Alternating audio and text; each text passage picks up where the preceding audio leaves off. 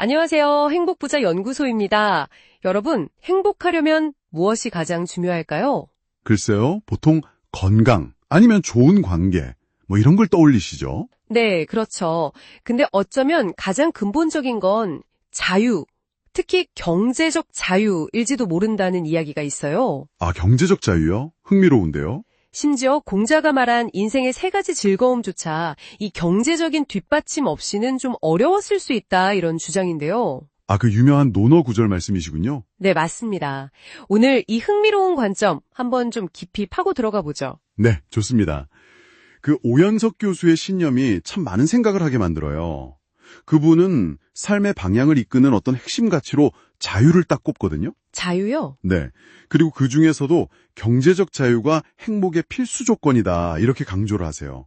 이게 단순히 뭐 돈이 많다 이런 차원을 넘어서는 거죠. 그 논어에 나오는 구절들이요. 배우고 때때로 익히면 즐겁지 아니한가 뭐 이런 것들이잖아요. 네, 그렇죠. 하기 쉽지 부려교로. 하기 쉽지 부려고 그리고 벗이 먼 곳에서 찾아오면 즐겁고. 유붕자원 박내 불영 낳고 유붕자원 박내 불영 낳고. 또 남이 알아주지 않아도 성내지 않으면 군자답다. 인부지 불원 부력 군자호. 네, 그 세 가지요. 근데 오 교수는 이게 전부 기본적인 의식주 문제랄까요?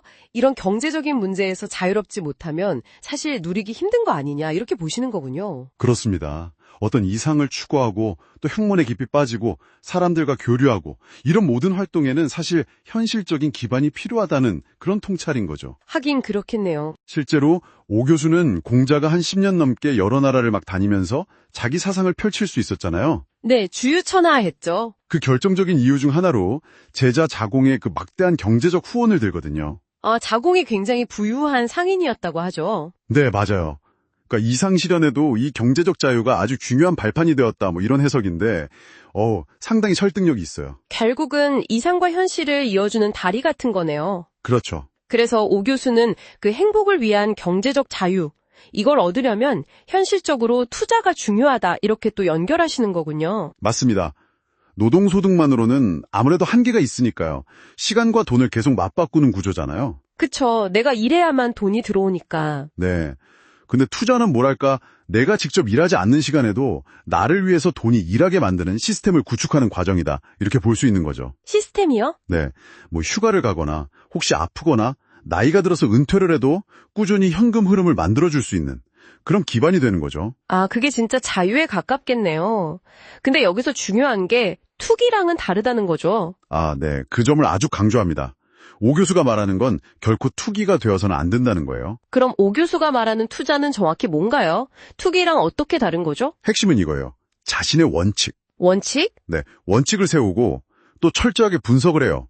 그걸 통해서 내 원금을 안전하게 지키면서 적정한 수익을 추구하는 것. 이걸 투자라고 정의하죠. 단기적인 시세 차익만 노리는 그런 거랑 완전 다르네요. 네. 근본적으로 굶크작입니다. 감정에 휘둘리지 않고 분석과 원칙에 기반해야 한다. 이 점을 계속 강조하고요. 이게 또 어떻게 보면 하나의 배움의 과정이 될 수도 있는 거고요. 그렇군요. 그러니까 원칙 있는 투자는 단순히 돈을 불리는 기술을 넘어서 경제적 자료라는 어떤 기반을 만들고 궁극적으로는 배우고 교류하고 또 소신껏 살아가는 그런 삶의 자유, 즉 행복을 실현하기 위한 필수적인 공부이자 실천이다. 이런 의미로 받아들여도 될까요? 네, 정확히 그거죠. 특히 지금처럼 세상이 너무 빨리 변하는 시기에는 이게 더 중요하다고 보세요. 패러다임이 변하는 시기라고 하셨죠? 네. 오 교수는 지금 한국 자본시장이 아주 중요한 패러다임 전환기에 있다고 진단합니다. 패러다임 전환기요?